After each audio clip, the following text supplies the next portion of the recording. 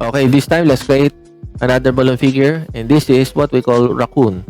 First things first, need to create 1-inch bubble here, another 1-inch bubble here, and put it together for the eye of our raccoon. So we have 2 eyes here for the raccoon. Now twist this raccoon's eyes here, just like this. Okay, now leave a 2-inch bubble here, just like this, 1 or 2-inch bubble. Now create a loop here, which is exactly will fit the face of our raccoon. Okay, so I think this would be fine.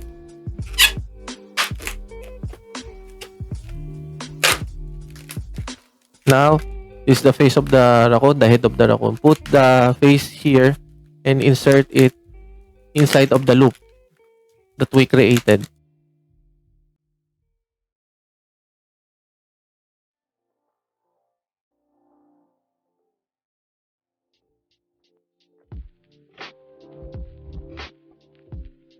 And remember, careful with your figure.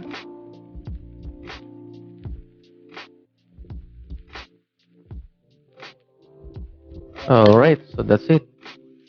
So we have the face of the raccoon. Now, the next part would be the arm.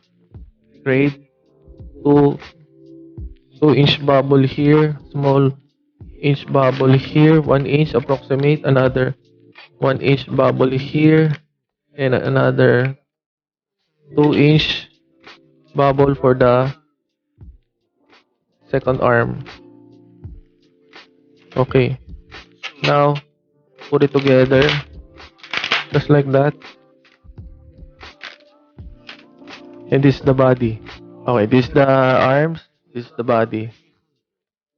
Now create another bubble here, 2-inch bubble for the body, 1-inch bubble here, and 1-inch bubble here, and put it together, and that's it. Now place these arms like this. Push the body through the arms of our raccoon here,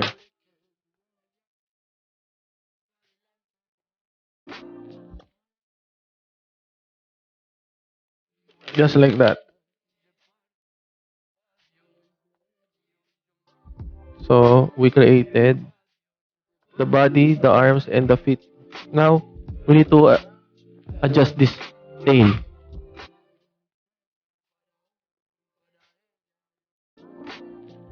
just like that, and create a poodle tail like this.